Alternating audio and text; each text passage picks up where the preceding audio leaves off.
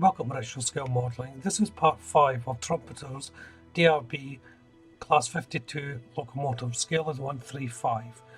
In part 4 I built up the cab.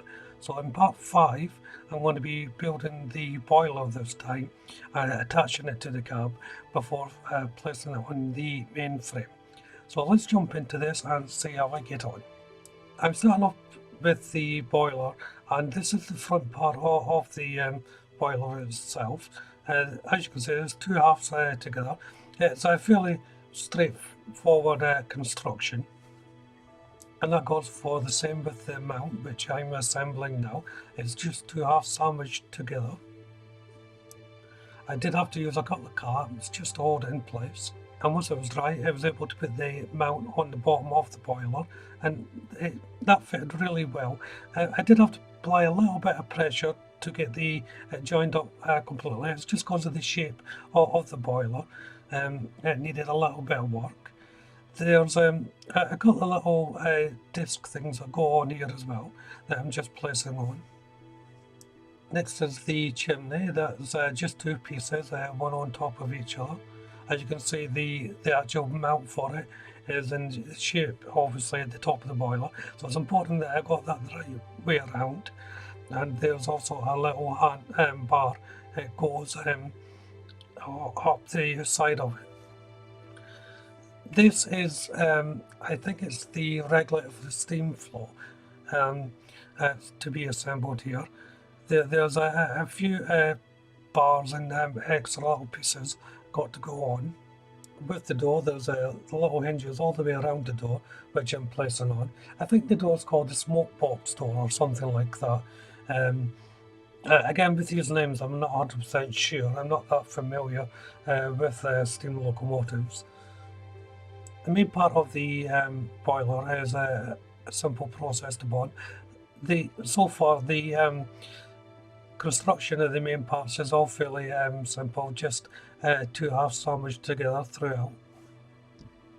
Once it was dried, I just sanding off down the seam lines, and then I was able to first of all place on the door.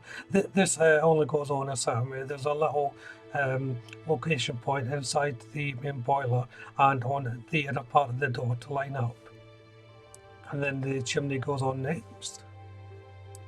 Then the next part goes on this little box thing, and after checking, this part that I'm putting on is the actual steam flow regulator, not the actual main box itself.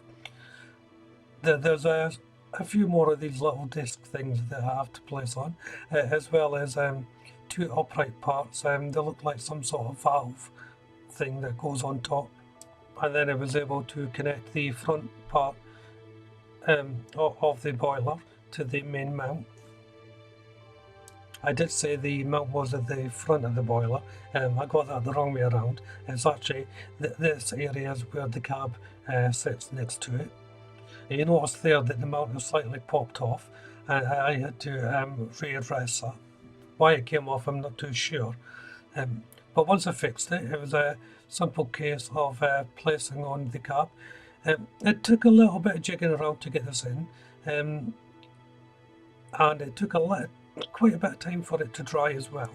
So as with part 4 building the cab, there's a few little sub-assemblies to do. Not many compared to the cab.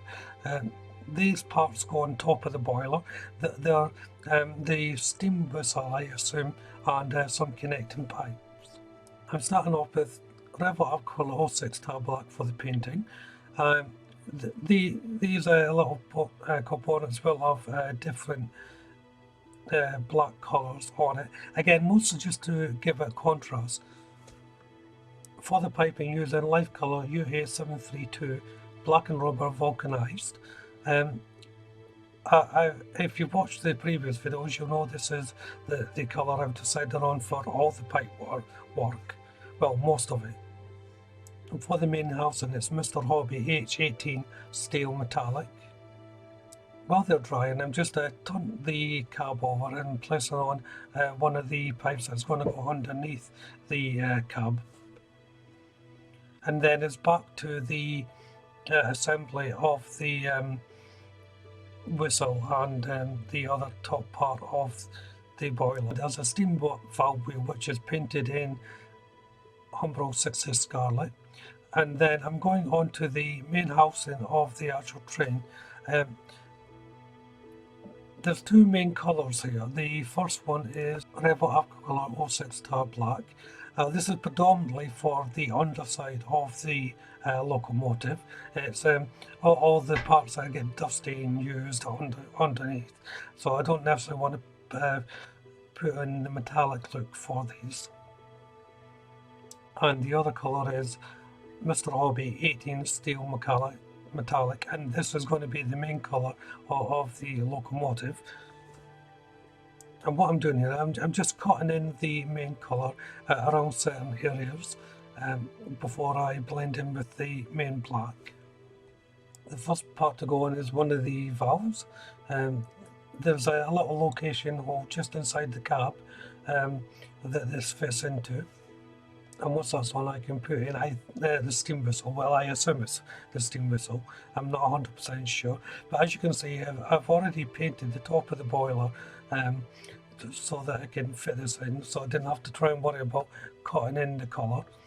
There's various little things that I'm putting on now. Too small for the camera to pick up, really.